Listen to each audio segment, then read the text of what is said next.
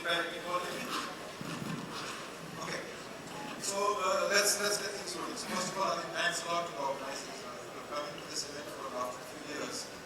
Just an absolute pleasure to be among various leaders in the supply chain professionals. Thanks a lot for this. The topic for today's discussion is in an increasingly competitive and changing environment, how can we work on unifying supply chain systems for end-to-end business strategy? And we have today an absolutely wonderful panel across the industry, leaders from across the industry, so I'm sure we'll get absolutely fantastic insights on this topic. The business environment that we are living in is changing very fast all around us. VUCA, you must have heard this term, just a buzzword a few years ago, is the reality that we are living in now almost every day. We need to continuously adapt to the increasing customer, whether it is on the B2C side or the B2B side. We need to adapt to customer expectations in terms of service and quality is increasing literally as we speak. So that's the kind of environment that we live in. Supply chains, especially long supply chains, are becoming increasingly fragile. Disruptions in supplies, capacity, or logistical bottlenecks become enormous. Another critical phase of all supply chain. The pressure on cost is unprecedented. I don't know, I don't remember a time, I've been working in supply chain for almost 25 years now. I don't remember a time where there was so much pressure on cost. Literally everything that you are now buying is 20, 30, 40% more expensive than it used to be in a year or two. That is creating its own very, very unique dynamic in the supply chain. And in all these realities, very important to understand that supply chain transformation is not a topic only for supply chain professionals now. I was reading somewhere that in a survey of CEOs globally, more than 70% of the CEOs said that supply chain transformation is one of the top 3 topics to be addressed in the immediate future. So you can imagine the kind of importance supply chain transformation and the ability of the supply chain to really meet the increasing, constantly changing environment and constantly add value is now become much more important than before. So with this wonderful panel today, we're going to take some of these key elements of how we can unify the entire supply chain system, and we're going to do a deep dive into a few topics and understand the views across the industry of what we can really do to bring together a unification of the entire supply chain in order to bring more and more value. First and foremost, of course, we'll discuss about how digitalization is happening across the various supply chain processes, the increasing need for using real-time data and trigger the various control tower, specifically focused on the logistics control tower. Clear risk mitigation and scenario building is always important from a supply chain perspective. Prioritizing or pivoting to a much more customer and consumer-centric organization. End-to-end measurement of our leading and leading indicators, removing silos across the organization of the value chain, and finally leveraging talent as a key differentiator. So let's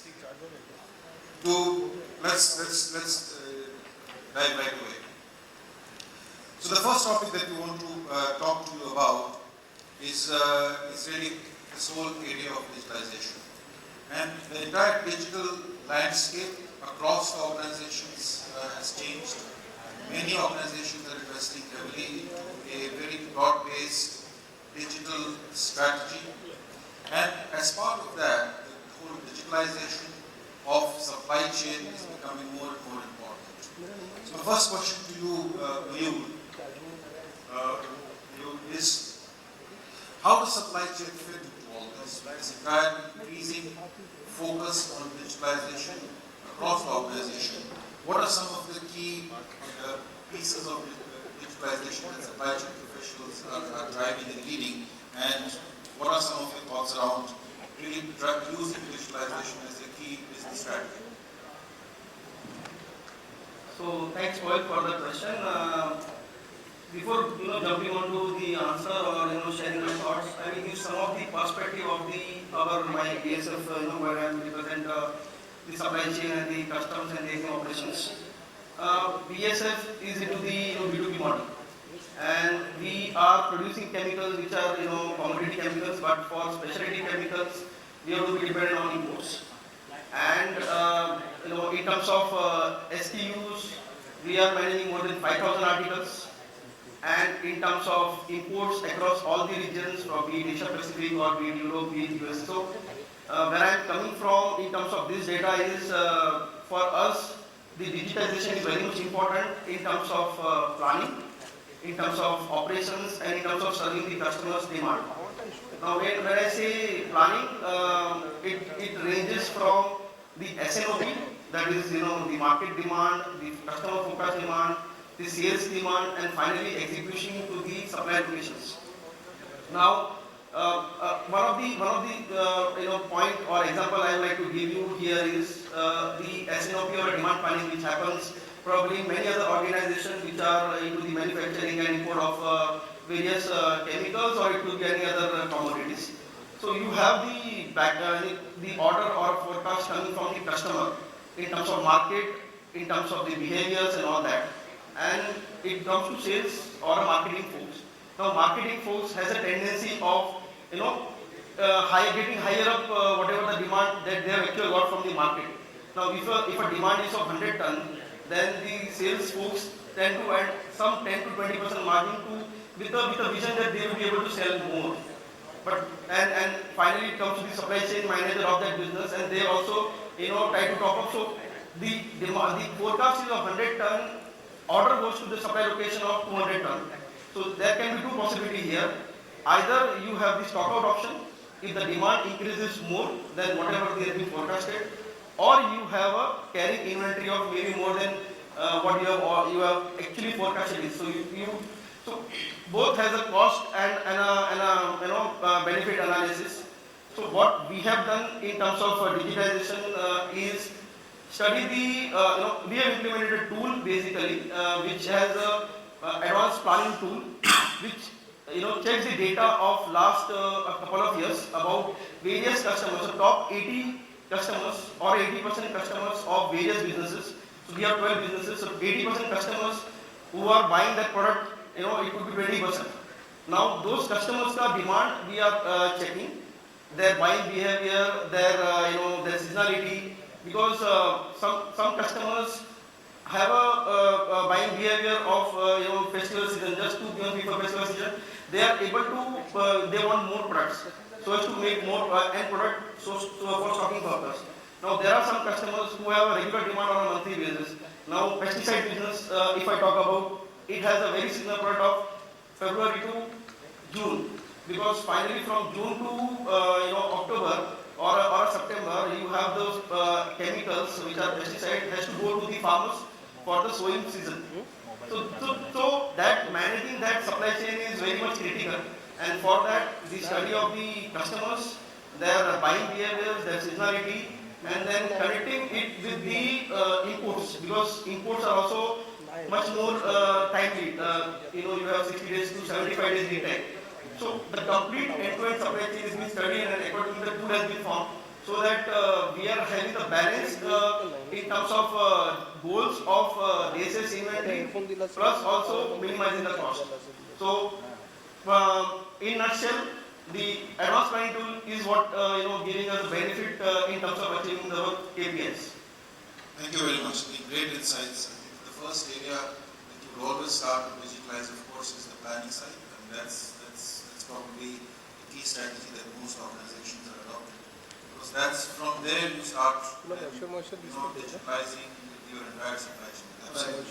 So Seetharam, same question to you. Do you think that organizations are doing enough, and more importantly, do you think that the digitalization of supply chain is something that is becoming an overarching business strategy more than ever before? That's truly correct. See, with the current processing and after COVID, there's not a lot for bigger organizations, especially now, fragile and vulnerable organizations. also. And to give more transparency and visibility, real-time visibility. Digital adoption was quintessential for major organizations. With that, Harman as an organization, we are into digital economics, where we invested heavily in terms of digital adoption, business planning tools, IDP. We had a lot of data, but in fragmented areas. That's where your digital strategies come into picture, where we can stitch all this data. You have channel data, partners, telco data, you have your own supply data. Once you bridge all this data and which is much more helpful for you in terms of your demand planning, for your festival planning, or any kind of risk mitigation you want to do. This truly helps. And once you have a certain level of data built in, then you can have not just historical analytics, you can have predictive analytics based on the statistical models built in. That is crucial for us, especially who are dependent on semiconductor industries like us, because for the last 1.5 years, 2 years, we were having lead times close to 52 weeks. Right? With those kind of lead times, you have to have advanced planning systems. Without this digital adoption and the strategies in place, this will never work.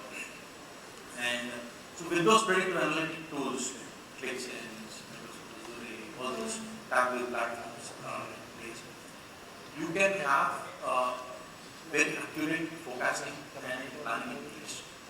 And where you can be more agile and pushing on the stocks. See, other than that, there are smaller innovations. Larger corporations can invest heavily on these kind of bigger tools.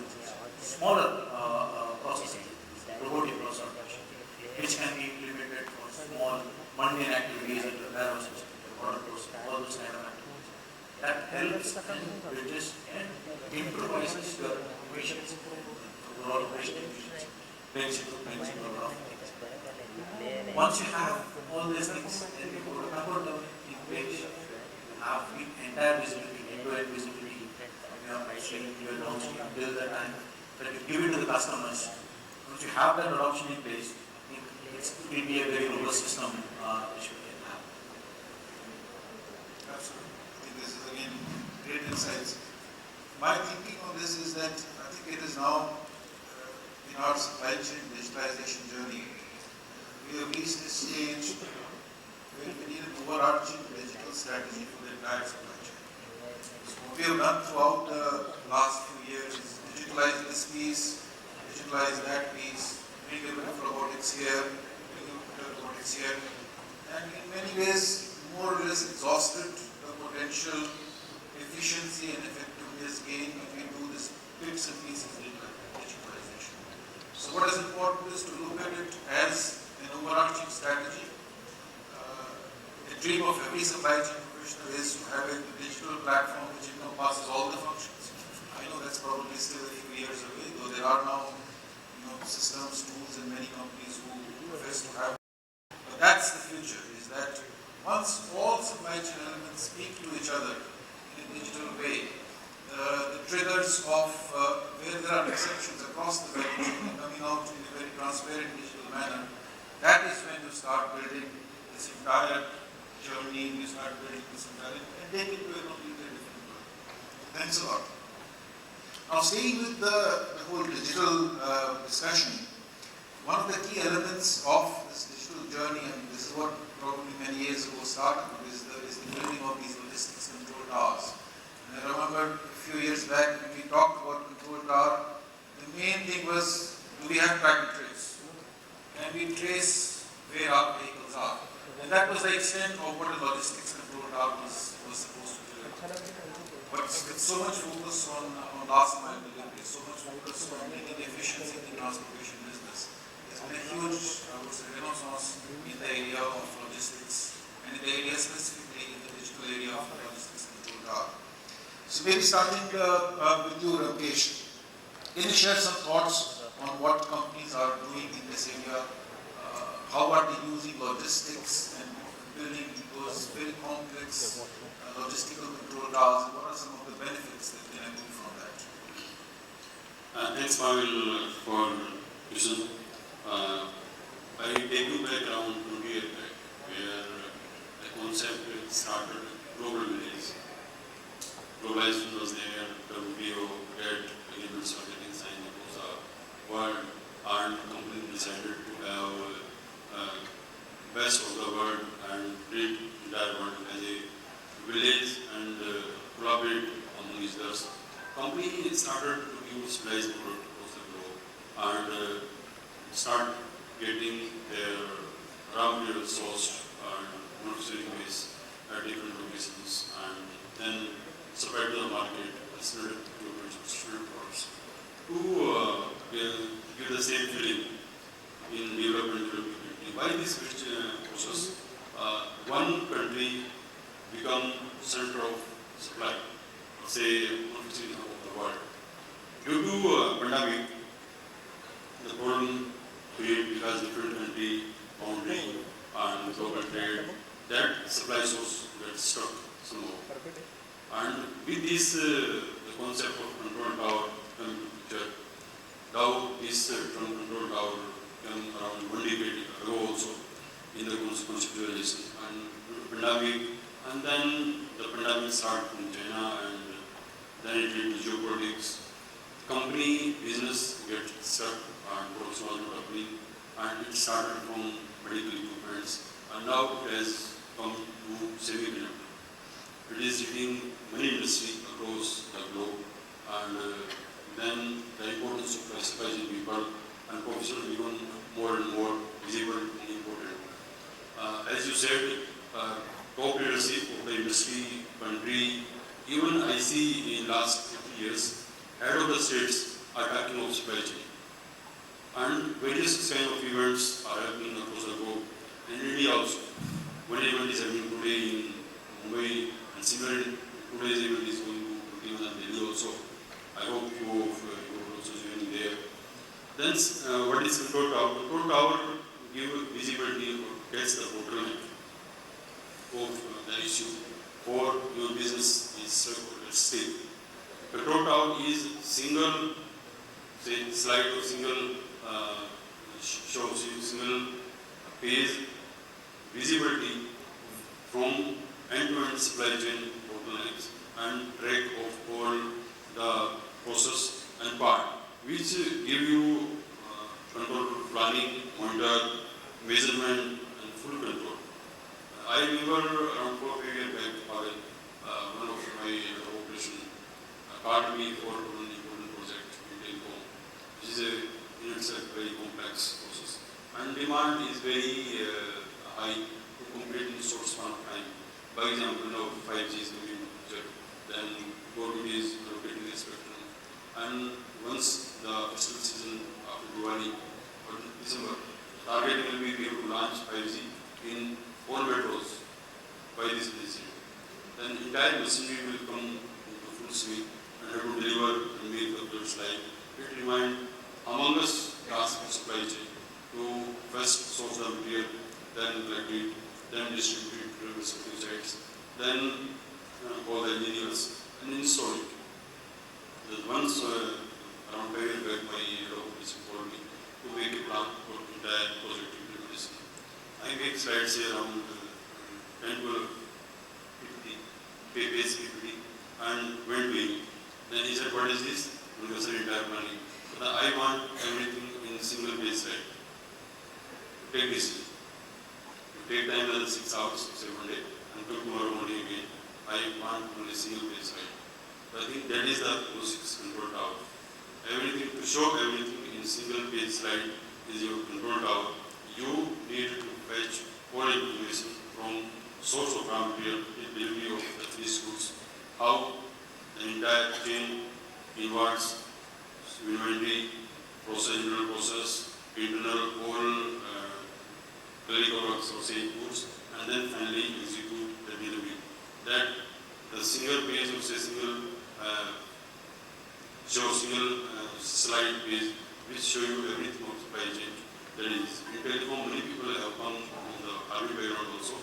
They can't discuss as a part of all people from every background will be there and be able to take decision and implement the fastest possible way, whatever we can. Absolutely. It's again great insights, and less is more. And the way to get less out of more is first of all to consolidate, integrate, and then start taking those decisions on a day-to-day basis. Thank you so much. Do you think that we have seen the peak of the way this logistics control towers are being used? Do you think there is still scope for improving it? And what do you think about the way this is currently being used? Yeah, thanks, Pavel. Actually, let me set the background for the control tower. What kind of control tower? It is not simply tracking the shipment from order to delivery, but it is more than that. What is that? Like if we see background, if we visit the back, then earlier we had transporters only. In 80s, the transport companies were doing transportation from one place to another place. In 90s, the express companies and courier companies started delivering the packages. Now the rise of last mile delivery and very specific particular transportation, like the whole thing has changed. Now you have multiple service providers and the organization sizes of it also change. So it means it is now more complex, now more from 1 kg package to multiple tons of material has to move from one place to another. So there is a change in service provider side, there are changes in the company side also. Earlier we had 30 years back only dispatch department. Everything was with the marketing or purchase department. Now slowly it got consolidated into supply chain. And supply chain also in last 10 years it has reached to say 70 to 80% level. Still a lot of consolidation have to happen in future. So one side we have a large service providers who have a different service levels, SLAs, services. Another side companies, status now integrated supply chain. Integrated supply chain, we have a dispatch, we have a inbound, outbound, export, then multiple service providers, express, trailers, transporters, etc. And third is a compliance part. Like a lot of government is expecting from you, especially in the e-label or export or BGM, lot of other things are there. Then we have an internal cost pressure or efficiency, we should say efficiency in form of inventory. The whole reduction of inventory, transit inventories, or kind of just whatever is produced is to be supplied to the customer. And customer also are more demanding, they don't want to keep anything. So they want just in time, everything. So if we see, considering all these things, in last 3, 4 or 5 years, we had a lot of changes in the digital form. Now digitization, process automation, everything is in, now everybody is coming up with that. Like if we talk about our organization, then order till delivery, we have no touch. Even transportation, allocation, transporter reaching to the plant, so no touch is there, no manpower is there who is just touching anything in between. So transporters are placing their vehicles based on the portal, all the orders they see, all the shipment they see, what is allocated to them, and system is allocating the transporters. Transporters are reaching to the plants. Plant person looks at the dashboard, okay, this material is meant for that customer, they are loading, and then further it goes to the customer, and in turn the transporter also is not coming to the offices, they are uploading their invoices and they are getting the payment. So if we see a digital, the kind of changes are going on, which means what? We have to every day interact with the IT. lot of bugs are there every day. Multiple things are there which needs to be instantly improved. Lot of development requirement, you see, everything has to be done. So considering all complex things of the organization, service provider side, and the work, the control tower, the new form of control tower came into existence. Where, like, it is a shared dashboard. We have, say, multiple small teams. One is the export team, so export KPIs are there, then dispatch KPIs are there. Similarly, settlement KPIs are there, the payment has to go in 30 days, then it has to go in 30 days. So all those monitoring of those KPIs are being done through control tower. This is one thing. Then second part is anywhere the system interruption or any process stoppage, that control tower is looking after. Okay, immediately one team is there of 7-8 people in IT. They immediately address that any bug or any invoice end up or e-way bill is not coming, those kind of things. Because now everything is digitized or process automation is there. So you can't manually intervene at many places, and thousands of transactions are at every day. So control tower is not only track and trace. Track and trace is one part of the control tower. Then we have a API monitoring, we have a bug fixing and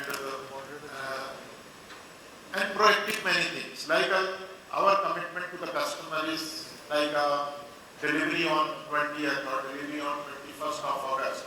And if we see there is any farmer's hesitation or anything is there, then proactively informing the transporters to divert your vehicles.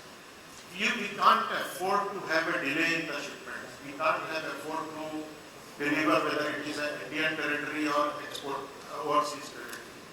So in my view now control tower is setting up, is leading led by the many large organizations. And over a period of time, logistics department will be shifted into the control tower. The whole logistics will be managed by the control tower, where we will save the cost, where we will save the time, and there will be a perfect deliveries. So this way we are also moving, and I think whole industry is great insights, and I think as I was listening to you, I think one thought came to me is that the capability which was important a few years back was basically how do you manage your transport? The transport is a buck. How do you cut down the 1 rupee here and there, or how do you postpone a price increase by a few months? And that was a big capability for the transportation department. But if you want to really bring the kind of transformation you need in supply chain, which is agility, which is reacting very fast to what is changing, at the same time being efficient, at the same time being cost, then the capabilities you need are very different now. You mentioned on a number of occasions, we have bugs and we need IT support. Now, this was not something which was on the radar of any supply chain professional 10, 15 years ago. But that is the kind of capability you now need to bring. Is that you need to bring the IT capability, you need to bring the capability of managing these very complex control towers. Because otherwise, the danger is that you invest a lot into this control towers, but they become typewriters. And that's even worse, because you have invested so much, you have a vision for the future, but you're not getting the benefits. So thanks a lot, absolutely. Control tower nowadays is not just being used only for transportation management, but for other organizations. They use it as a tool for their sustainability goals also. Yes. Because many companies have to reduce the carbon footprint, so they track a lot of this movement in terms of the sustainability goals through this control tower. A lot of corporations are using this. Absolutely. In fact, your point here, you cannot really even understand your current sustainability footprint if you don't have a comprehensive control tower. It's virtually impossible. No, thanks a lot. Let's move on. One of the key elements of sustaining this extremely competitive environment is for supply chain to start building the capability of looking a little bit beyond the short term. not just from a planning perspective, but from an overall perspective, to develop possible scenarios, what we can do as risk mitigation strategies. That's something that was, well, important, but not critical in the past. But now that has become super critical. So the question to you, Chetan, is what do you think, how are the supply chain organizations managing this? Are they investing enough? Are they doing enough to really develop the capability of identifying future risks? What can be mitigating strategies for those risks? And what are some of the strategies they're using for that? Thanks, Pavel, for that question and letting me share my views on this critical topic, because why we are here and we are discussing it more because here and now we know how we optimize the supply chain, but what about the future? What do we do next now going forward? And where do we move from? So the other three pillars like forecasting or planning or maybe risk mitigation, they all need to be kept hand in hand when we are talking about a future ready supply chain. Specifically talk about forecasting, one important thing is that we need to increase our horizon now. We need to fix that how much period in future are we going to talk about. It's 12 months, 24 months. It's not that time that we still contain ourselves to take 3 or 4 months of a future forecast and then we do a plan and action when we are closer to that particular time. But we need to plan well in advance for that particular period. Also, in terms of forecasting, it's important to also look at segmentation. You want to do a channel-wise segmentation, you want to do a product-wise segmentation, so that your forecasting also becomes more relevant and it becomes more distributed to that level that you want your future supply chain to actually look like. And there are a lot of tools there in the market where we can look at, which is the app tool, which will help us in giving that future forecasting, which will be suitable in an environment. There are multiple algorithms, multiple tools in the market which can be specifically used for that. So that is on the forecasting. But the crux of everything still remains planning. And in planning, particularly SOP, which is sales and operation planning. So when we talk about increasing horizon, talking about future supply chain, it is important that the entire organization is talking about the same number. Whether it is the marketing, it is the sales, it is the supply chain. And once that is done, once that is imbibed, once that is refreshed, say on a monthly level and looked upon by everyone, that is when the entire focus comes on in forecasting and looking for the future on what all do you need actually to keep it future ready and relevant for that advancement. Because capacity additions will need to be done much in advance. You cannot do an overnight capacity addition. Sometimes getting a machinery, getting a assortment, what you want of the future takes a significant amount of lead time. So your planning horizon also has to figure out as to how much lead time is required for turning out a new invention or a new innovation that you are planning to bring to the system. And at the same time, we also need to be cognizant of the fact that every plan that we do is not, while the intention is that it would work out, it would grow with how the market is growing. But at the same time, we need to have a plan B and plan C as well. That exactly if it doesn't turn our way, how we are going to do that. So in terms of risk mitigation, maybe designing products in a fashion where you can easily customize them as per the customer's needs, because they will keep on evolving. COVID has given a lot of insight to everyone that nothing is static now. Every time the customers' demand, customers' expectations are evolving. And that is why the supply chain also needs to be designed in such a fashion that, say for a simple example, you can have a packaging standardized for all your different products that you are bringing into the system. So that tomorrow if the demand of one goes up and the other comes down, you are quickly able to turn around the table and give it to the supplier at a lesser lead time. Also, like the paint companies do something called a delayed differentiation. That means you have the generic products available and then you do an assortment packing close to the point of sale. So those are some particular things which organizations have already started doing and need to specifically focus upon so that you are able to make a unified supply chain where the systems interact with each other and the entire organization is talking the same language and they are doing the same. Absolutely, thanks a lot. That's on the point of SNOP. I think a key element of a successful SNOP is are we able to identify demand and supply risks for the future? Because most of the time the discussion is, this is the demand, where are the supply risks? And it's my experience is that there are much more risks on demand than there are on supply. So a future looking long-term SNOP should be able to address the entire spectrum of risks, not just on the supply side. So Sunil, staying on the topic, what do you think? Are supply chains doing enough to be future ready? How are some of the supply chains that you are dealing with this? Yes, thanks. So I see the uncertainties are coming across three dimensions. So one is on the demand side, the consumer behavior is changing like anything. And one thing goes in the supply side, like after COVID impact, sourcing impacts. And the last dimension is about the ecosystem, where the GST changes, the government policies changes, weather is there, festivals are coming, strikes are there. So seeing the uncertainties across all three dimensions, controlling it and having the higher accuracy levels in the forecasting is a bit difficult.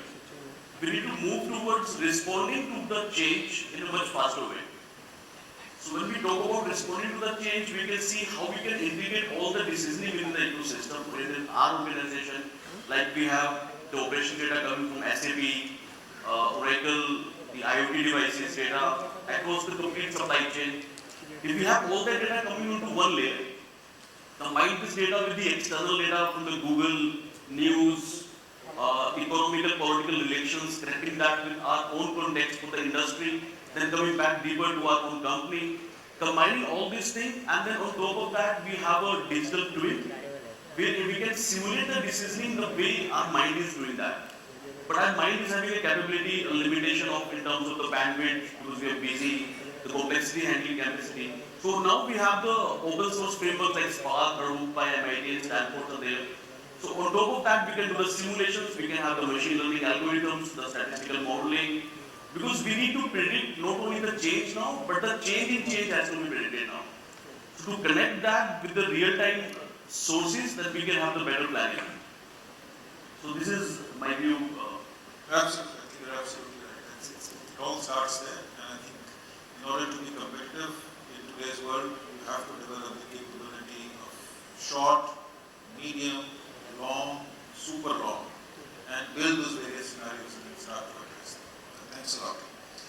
A key element of preparing for the future, of course, is being much more customer-centric. A lot of supply chain professionals talk about pivoting towards being more customer and consumer focused. And that's in many ways a key strategy of being relevant in a constantly changing environment. So moving to you, Ashok, what do you think some of the strategies that organizations can adopt to pivot supply chain to be more customer and consumer centric? Loyalty and the retention, is the backbone of the business that you are doing. Especially, it is not particularly from me being from the hotel industry, we say that how loyal guests we have, that makes your retention, that the guest is coming back to you, and that defines your business. And it is again, if you go to B2C also, even in the FMCG or wherever sector you go, the customers who are loyal to you gives your market share, or defines your market share, business actually what you have in the market. And to retain that, your policies, your procedures, your future planning should be in such a way that that loyal customer which you have been able to sustain, that should be sustained forever. So that is where you can see that every time, in every field of the things, small changes are being done. Just keep that the things going on in the market. So same is with our industry, particularly when we talk about now the customer satisfaction. Customer satisfaction, now the things have changed. Earlier it used to be out when we talk about the hotel industry, guests used to come, stay, feel the luxury in the hotel. Now with that luxury, everybody in the other sector has now came, and every brand is providing the same luxury now. Now you can say simply an example of, I should not quote any name, but guest staying at Oberoi, he has an experience. Now he stays at Taj, he has an experience. No, but the things that are now what I do as an X brand to bridge that gap. So there is what is now your new innovations came in, and those innovations give your guest satisfaction. Now the things have started, for example, in the industry now you have the, okay, now the farm to table. Things like these have been introduced. Because we have nothing to alter, say, okay, now farm to table. Now you choose and we cook. For example, I have a hotel where there is a restaurant, there is a whole of the things are put on the table. crop, you choose and we choose. You want it Indian style, you want it Chinese style, you want it. That is why being more where the guest satisfaction comes from. So these innovations and these things are everywhere in every respect. You go to the automobile sector, you will see that every second day, every second month, the same car is being uplifted, face uplifted is being done. It is all to make that your guests, your customer basically, to be more satisfied and to be more loyal to you. So these things are, and supply chain has a very important role in this, in every respect. Now the thing said that it is all, now you have to go to the remote places, find out those products, get those to the industry. Otherwise things, you will not be able to, you have to showcase something new.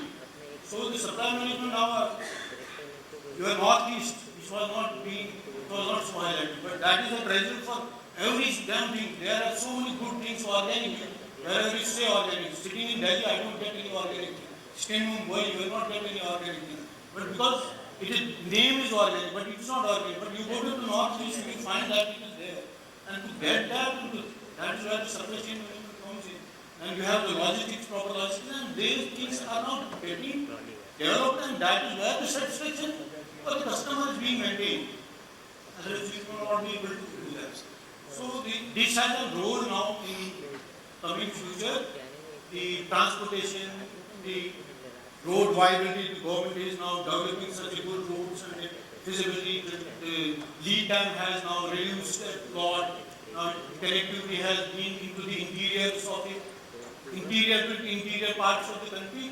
That has really helped to get things actually which you can showcase actually to the, and now get that satisfaction in every respect of business. You are absolutely right. In fact, product differentiation as a competitive strategy is now limited.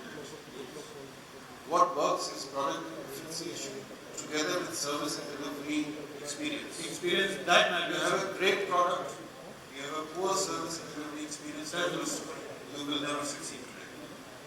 15 years ago you could, because the service and delivery experience that many organizations were offering were more or less the same.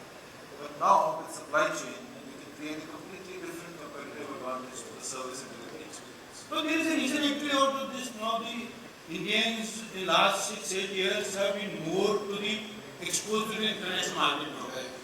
The traveling has increased, the traveling, and with that new ideas, new things have came into the Indian market, and now you are bound to go as per that. So that's what that things. So Pradeep, you think that we are doing enough as supply chain to be more customer focused? Actually, it's very simple, and I think it is a requirement of all the companies. It has to be customer centric, there is no other option. So if we see at the time of engagement, a customer, whether I am a customer or I am an industry, a customer wants only three things, that is quality, quantity and time. So at the time of engagement, suppose we are in the manufacturing of polymers or polyester, so when we are signing a contract for or taking an order, then we must be clear at what time we will deliver this shipment. And customer should know, okay, this material will come on this day. So with the so complex 8 or 9 plants, if we talk about us, and with the 100 warehouses across the country, the delivery is a challenging on time. And with the same quality, without any torn baggage or anything. So it is a simple also and complex. Why I am saying complex? Because when we are giving a date of delivery to the customer at the time of giving order, then I have to be very clear when this material will be produced, when it will be dispatched, and how many days it will take in transit. So everything has to be predefined. We can't say no order has come, now you search for the material. So it requires a planning, production planning, it requires warehousing, it requires credit clearance, it requires transport or truck placement or service providers, resource placement and delivery. And in between something happens, as I mentioned about a farmer education or some flooding somewhere, then all those constants we have to keep in mind, and then we are supposed to give customer a date of delivery. And I think every company is trying to reach to that level. With if you talk about the retail industry, retail is definitely giving a date and time, and at that time you will receive your material in your house. So similarly in the industries or retail units or online portals, everywhere this is required, and the backend is a very complex backend, and everyone has to address that. So what we did, like we have defined a proper production time of a particular grade-wise production time is there in the system. Then placement, truck placement, whatever SLAs are there with the transporters, those are there. And then transit time is there. And after calculating everything, then we commit to the customer. And then we try to see that everything is delivered 100% on time. Though we are at the level of say 80%, but our efforts are there that we should reach to 100%. So I think backend we need to do a lot, and wish of every company is to have a customer centric, at least in supply chain, because other than supply chain nothing is there. One production unit is there, and you have a stock keeping. Everything is a supply chain. So this burden comes to supply chain, and supply chain has to prepare themselves for each and every constant visualizing. As I talked about control tower, the control tower has to ensure that no hurdle is there. If there is a hurdle, then their alert should go on time, alert at that time only. We can't wait for a monthly analysis of 70%, 80%, then it move on. So I think these are very well being addressed by the industry, and we are moving in this direction. That's improving the quality of service. Absolutely. You don't have much time left, but very quickly, a few more topics. So, over to you, Mayur. Are we measuring the right things? Are we measuring supply chain performance holistically enough to really understand if we are creating that competitive gaps with our competitors? What do you think? Should we be measuring different things, or do you think they're okay? In terms of measuring supply chain performance, so in our organization we have two types of movements. So one is the cross-border movement, or we call it as the international movement, and another is the domestic movement for delivery customer. Different set of parameters are used for measuring performance of both the movements. So if I touch base international movement, if we count on the for inbound side, we count the PAT, the turnaround time. How fast it has been moved from port to the customer, or clearance has been done. So that's arrived at port, and whether it is cleared under 24 hours or 48 hours.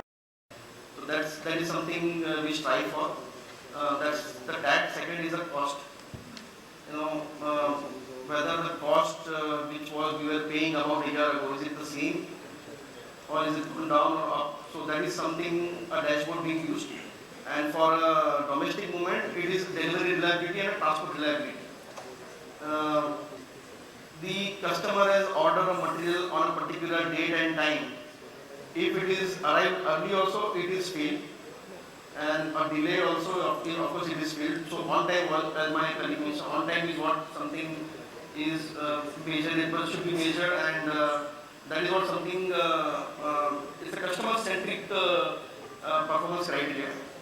And how we do it, we have system in place. So our system, international transaction shipments system is down the backward integration with SAP for the shipment data moving from SAP to this system, where we have all the customs, the angle or compliance or item operations being built in, and once the shipment is clear, the data is then integrated with the transportation system IRS, where the transporter gets a visibility when the shipment is ready, when it should be picked up. And once the shipment is delivered, again the tag for that delivery timeline, and finally it is being connected with the SAP analytics tool for a dashboard. So dashboard is nothing but, as I mentioned, giving you that, giving you cost, BU wise cost, because each BU has a certain profit and loss to be projected. So I have 12 BUs to be precise, and 12 BUs, their cost, their inventory at the port, their delivery lead time, everything is being tracked through the dashboard. Just want to add one here that in the KPI measurement, I think it's also important to figure out what yardstick are you setting up, so that when we talk about a future supply chain, we also talk about that what are the KPIs that we can measure on a continuous basis. So even as simple as like a forecast accuracy, do you want to measure a 1 month before forecast accuracy, or you want to measure a 2 months or 3 months before, which will help in improving your entire system. So that also becomes a critical thing, that you set up the goals or the targets in the beginning itself, and then you track and measure them on a regular basis, also not in a post-mortem mode, but in sort of a running basis, that within a month you are tracking where am I heading, so that you can do course correction for improvement. What gets measured improves. You have to start measuring not just the leading indicators, but lagging ones, understand what matters to the customer, start measuring those things. Very valuable. A key strategy for creating this competitive advantage is, of course, breaking cross-functional silos within supply chain and within the organization. So, maybe to you, Ashok, what are some of the challenges that supply chain faces in breaking those cross-functional barriers? And what can we do to really address those cross-functional barriers? You see, this is one part of the organization. When we talk about the logistics and supply chain, it is one part of the organization. To actually have the final results, in my opinion, it is not that it is one part of that. Then there is the service, then there are other departments also who contribute towards the whole success of the thing. Similarly, in other industries also, this is one part, but ultimately the final product which comes into the market, there have been so many other things. So the best collaboration, timings, best product at best rates, best, when I say the best product at best rates, it's not always that you buy, well, the costing should be best, it's not that lowest costing. Means the best for that particular product. Maybe it is higher, it's not as much always. But within departments, the collaboration within departments, within other, I am also dependent on so many things. I can't say only within, but my partners, business partners whom you say the vendors, they are also part of my business. Because the collaboration with those is also a critical point. The transportation partner who is, and who has nothing to do with any of the things, but he is very weak to me. If he doesn't perform at right time, then my products at the end of this day are vanished. So the collaboration between these is a very important factor, and to maintain that, you can say that this small department which we did, supply chain, this plays a very important role in that. Because at the end of the day, your final figure, your sales guy will say, I made this, I have this. But your vendor will say that I have this, but you need to pick this up. So it is just between now you and how you maintain that. So to have that collaboration between your business partners and the end users, that is very important, and that has to be maintained. So in that, the timely payments for those, ensuring that your partners are getting timely paid, ensuring that you are contributing towards the environment, also you are collaborating things so that your transportation gets less. So there are so many other factors which need to be actually taken into the mind before we start with these things, and then collaboration is that is always fixed. Absolutely. And supply chain plays a critical role to bring that collaboration. Maybe a few words from you, Sunil, on this. Yeah, so I also see like when we talk about those silos, like we have the demand, we have the supply, and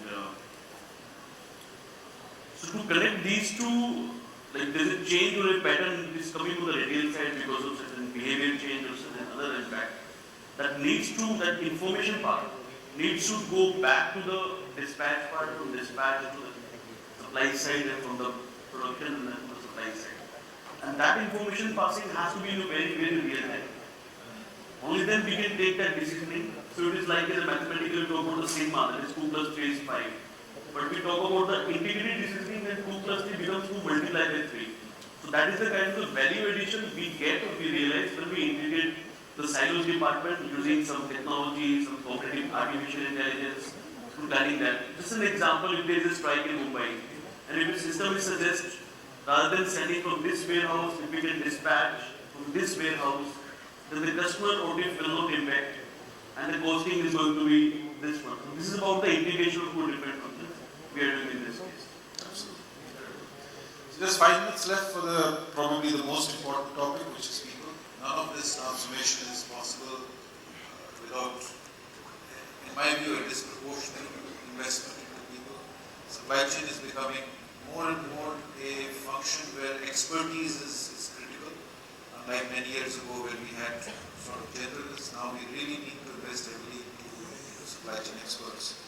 So maybe Ramkesh, from you, how can we develop a people strategy which is aligned to the business strategy? What are some of your experiences in the overall people dealing with supply chain in the last few years?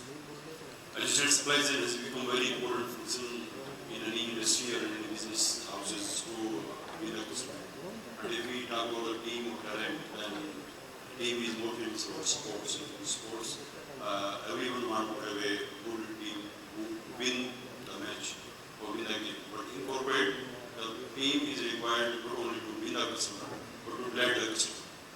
To delight the customer, we need to understand the customer demand of the customer business, what their business is, and how our customer will delight their customer, and what is the shape, size, and kind of team the customer will have, so as our team can also align accordingly, or we can say our team can put our in their shoes to understand them better. For that, of course, the one should have a team which has professional skills to understand of the subject matter, whether it is international trade, import, export, making, bag, manufacturing, or say warehousing, inventory management, delivery, secondary transportation, reverse transportation, trade compliance. There are so many factors or so many areas within supply chain.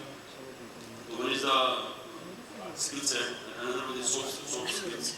Soft skills means the team, within team, we should have good communication, respect to each other, and go hands to hand. Just like you're driving a car, and when we are driving a car, then colleagues, care, brake, steering, all are getting very smooth gelling and communication among each other. It is not meant that we are pushing brake also, and we are pushing accelerator also. If we are pushing board on one side, then the car will not go anywhere. We need to know what and when we do, which resource we have to use in our team, and like this. Maybe last one from you, Seetharam. Do you think we are investing enough in supply chain? In the previous panel, I heard a lot of good things being talked about. I still feel that we have a long way to go to develop in India a kind of a supply chain expertise at a mass level where we can really make the next big move in the supply chain side. Absolutely agree. From the panelists, England, which is required. Yes. During discussions with some players, I see a lot of enthusiasm coming from these graduates into supply chain now. The last 2 years, supply chain has become and come into the fore now because the issues which were there, supply chain has become so prominent. People are trying to take it as a profession, which was not the case 10 years back. Integrated logistics, supply chain integrated systems are being taught in colleges now. They are trying to evolve. There is no structured mechanism, but which we should, as an industry, should bring in that culture with the newer technologies which is in place, which we should imbibe and inculcate in the new generation so that supply chain can be taken to the next level. It has evolved and it is constantly evolving. Supply chain is one function which has to evolve constantly from typical logistics or purchase function to an integrated supply chain system. They've come a long way. Still a long way to go. As organizations, we have to invest in the current talent we have. We have to keep them engaged, motivated, and train them on the new age technologies so that all your strategies are as good as winning. If they are not abreast with the new age technologies, everything is lost. Pavel, just one point to add. I think what my organization also is doing right now is that within supply chain you have multiple functions. You have logistics, you have procurement, you have manufacturing, you have planning. So I think another way to retain the talent is not letting them stay in one specific individual function only and moving them into other functions so that they get a more holistic idea of the business, and that in fact makes, I would say, near term making their CV stronger, as well as building an acumen so that those people feel more connected to the organization. When the organization start thinking about the growth path of an individual, that is when I think the individuals can perform completely and be themselves, express themselves and learn new things. So that is something that I want to do. So thanks a lot, Michael. I think we just on time. Maybe if you allow me to summarize, in order to win in a constantly changing and evolving marketplace, we need to digitalize, invest heavily into people, invest heavily into best-in-class processes, break cross-functional silos, and measure the right things, and focus much more on being customer and consumer focused. Thanks a lot. We've had, perhaps I think it might be absolutely wonderful discussions. Thanks a lot to the audience.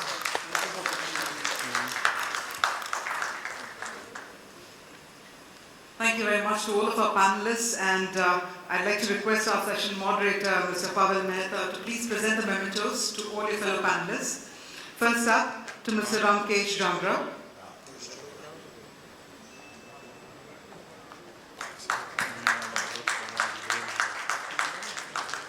To Mr. Pradeep Tewari.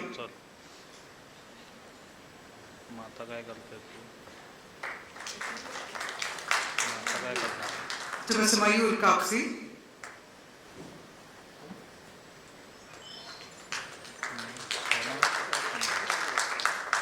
To Mr. Seetharam Srinivasan.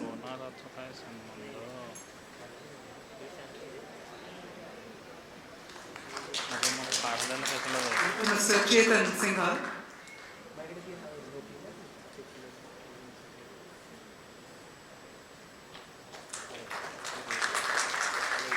To Mr. Ashok Bhat.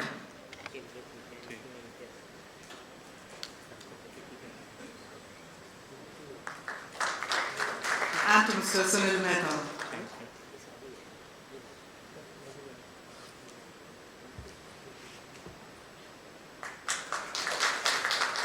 And may I please do the honors of presenting the memento to Mr. Pavel Mehta. Can we have a louder round of applause, ladies and gentlemen?